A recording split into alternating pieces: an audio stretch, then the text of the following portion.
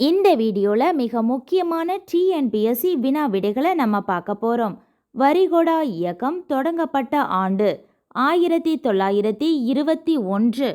தமிழ்நாட்டின் தீப நகரம் எது? திருவண்ணாமலை. ஜிஎஸ்டி சட்ட திருத்த மசோதா 101. ரஃபேல் போர் விமானத்தில் பறந்த முதல் இந்திய பெண் சிவாங்கி சிங். கங்கை கொண்ட சோழபுரம் கோவிலை கட்டியவர் யார்? முதலாம் ராஜேந்திரன். எந்த ஆண்டு உயர்நீதிமன்றம் சென்னையில் ஏற்படுத்தப்பட்டது? 1862 ஆண்டு. இந்தியா சுதந்திரம் அடைந்த காலத்தில் தமிழக முதலமைச்சராக இருந்தவர் யார்? ஓ.பி. ராமசாமி ரெட்டியார். தமிழக சட்டமன்ற உறுப்பினர்களின் மொத்த எண்ணிக்கை 234. காராண்மை போல ஒழுகுதல். இந்த உவமை உணர்த்தும் பொருள் என்ன? வள்ளல் தன்மை. நகமும் சதையும் போல. இந்த உவமை உணர்த்தும் பொருள் ஒற்றுமை. செல்லரித்த நூலை போல. இந்த உவமை உணர்த்தும் பொருள் பயனின்மை. கண்ணை காக்கும் இமை போல. இந்த உவமை உணர்த்தும் பொருள் பாதுகாப்பு. தாமிர உற்பத்தியில் முதலிடம் வகிக்கும் நாடு எது? சிலி நாடு. நீர்நிலைகளின் காவலன் என்று அழைக்கப்படும் மரம் பனை மரம். ஞானபீட விருது தொடங்கப்பட்ட ஆண்டு 1961. விடுதலை இந்தியாவின் முதல் தேசிய கொடி நெய்யப்பட்ட மாவட்டம் வேலூர். அம்மா உணவகம் தொடங்கப்பட்ட ஆண்டு 2013 ஆண்டு. இந்திய தேசிய காங்கிரசின் 3வது மாநாடு நடைபெற்ற இடம் சென்னை. நீரின்றி அமையாத உலகு. இந்த உவமை உணர்த்தும் பொருள் ஒழுக்கம் இராது. தோற்றம் எதிர்ச்சொல் தருக. முடிவு. உத்தமம் எதிர்ச்சொல் தருக. அதமம். கேளிர் எதிர்ச்சொல் தருக. பகைவர். கேளிர் என்றால் நண்பர்கள் என்று பொருள். அதற்கு எதிர்ச்சொல் பகைவர். சாந்தம் எதிர்ச்சொல் உக்கிரம். சாந்தம் என்றால் அமைதி என்று பொருள். வெற்றி எதிர்ச்சொல் தருக. வெற்றி இது அந்த திணை வகைகள். வெற்றி திணை. அதற்கு எதிர்ச்சொல் கரந்தை திணை. வெற்றி என்றால் நிறை கவர்தல் என்று பொருள். கரந்தை என்றால் அந்த நிறைகளை மீட்டல் என்று பொருள். ஜாலியன் வாலாபாக் படுகொலை நடைபெற்ற ஆண்டு 1919. வங்காள பிரிவினை எப்போது நடைபெற்றது? 1905 ஆண்டு. சுயமரியாதை இயக்கத்தை தொடங்கியவர் யார்? ஈவேரா பெரியார். இந்தியாவின் தபால் தலைகளை அறிமுகப்படுத்தியவர் யார்? டல்ஹவுசி பிரபு. வேல்ஸ் இளவரசர் இந்தியா வந்த ஆண்டு 1921. சைமன் குழு வருகையை எதிர்த்து போராட்டம் நடத்தி உயிரிழந்தவர் யார்? லாலா லஜபதி ராய். காங்கிரஸில் மிதவாதிகள் இணைந்த ஆண்டு எது? 1916 ஆண்டு. சி.பி. கில்பர்ட் என்பவர் சட்ட உறுப்பினர் ஆவார்.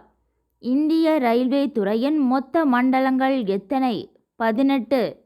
முதலமைச்சர் பதவிக்கான குறைந்தபட்ச வயது வரம்பு 25 வயது. கொங்கன் ரயில்வேயின் தலைமையகம் அமைந்துள்ள இடம் நவி மும்பை. பெகாசஸ் மென்பொருள் நிறுவனம் எந்த நாட்டை சேர்ந்தது? இஸ்ரேல். ஆளுநர் பதவியின் குறைந்தபட்ச வயது வரம்பு 35. அமெரிக்க நாட்டின் நாடாளுமன்றத்தின் பெயர் காங்கிரஸ்.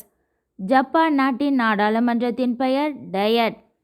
தெற்கு கடற்கரை ரயில்வேயின் தலைமையிடம் அமைந்துள்ள இடம் சென்னை. அன்னை தெரசா மகளிர் பல்கலைக்கழகம் அமைந்துள்ள இடம் கொடைக்கானல். பெரியார் பல்கலைக்கழகம் சேலத்தில் அமைந்துள்ளது. பாரதியார் பல்கலைக்கழகம் கோயம்புத்தூரில் அமைந்துள்ளது. தமிழ்நாட்டின் முதன்மை பணப்பயிர் எது? கரும்பு. உலகிலேயே மிக உயரமான மரம் எது? செக்கோயா. இந்திய அரசியலமைப்பு நடைமுறைக்கு வந்த வருடம் 1950. உச்ச நீதிமன்ற நீதிபதிகளின் ஓய்வு பெறும் வயது 65. ராஜ்யசபாவில் தலைமை தாங்கி கூட்டங்களை நடத்தியவர் துணை குடியரசுத் தலைவர் இல்லைன்னா துணை ஜனாதிபதி. இந்தியாவில் உள்ள மாநிலங்களுக்கு ஆளுநர்களை நியமனம் செய்வது யார்? குடியரசுத் தலைவர். இலையுதிர் காடுகளின் மற்றொரு பெயர் பருவக்காற்று காடுகள். வடகிழக்கு பருவக்காற்றினால் அதிகபட்ச மழைப்பொழிவு பெறும் மாநிலம் எது? தமிழ்நாடு. இந்தியாவில் எந்த ஏரி அதிகளவு உப்பினை பெற்றுள்ளது? சாம்பார். எய்ட்ஸ் வைரஸ் முதலில் கண்டுபிடிக்கப்பட்ட மிருகம் குரங்கு. சோடியம் குளோரைடு என்பது எதனுடைய வேதிப்பெயர்? சாதாரண உப்பு. மின்சார பல்புகளில் நிரப்பப்பட்டுள்ள வாயுக்கள் ஆர்கான். ஒரு செல்லின் மரபு பொருள் இருக்கும் இடம் DNA. பீகாரில் சதாகத் ஆசிரமத்தை நிறுவியவர் யார்? ராஜேந்திர பிரசாத். கருப்பு மண் எந்த உற்பத்திக்கு சிறந்தது? பருத்தி. ஜெய்ஹிந்த் என்ற வார்த்தையை முதலில் முழங்கியவர் சுபாஷ் சந்திரபோஸ். அண்ணாமலை பல்கலைக்கழகம் தொடங்கப்பட்ட ஆண்டு 1929. சமச்சீர் காலநிலை என்பது எவ்வாறு அழைக்கப்படுகிறது? பிரிட்டிஷ் காலநிலை. கொடி கொளுத்தும் போராட்டம் நடைபெற்ற ஆண்டு 1955. சர்வதேச T20 போட்டிகளில் சதம் அடித்த முதல் இந்திய வீரர் சுரேஷ் ரெய்னா. தீபகற்ப ஆறுகளுக்கு எடுத்துக்காட்டு நர்மதை, காவிரி, தபதி. உலகில் உள்ள 14 உயரமான சிகரங்களில் எத்தனை சிகரங்களை இமயமலை தன்னகத்தை கொண்டுள்ளது? 9 சிகரங்கள். இந்திய குடியுரிமை சட்டம் ஆண்டு 1955. 1955 நடந்த கொடி கொளுத்தும் போராட்டத்தில் தலைமை வகித்தவர் யார்? பெரியார். நதிகள் இல்லாத நாடு எது? Saudi Arabia.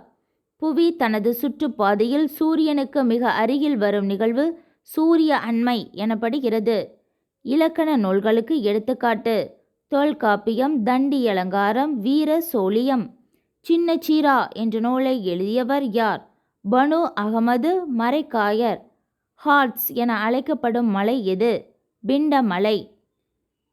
சூரிய வள சுற்றுப்பாதையில் அதிக வேகத்தை கொண்டுள்ள கோள் எது? புதன். அவ்வளோதான்.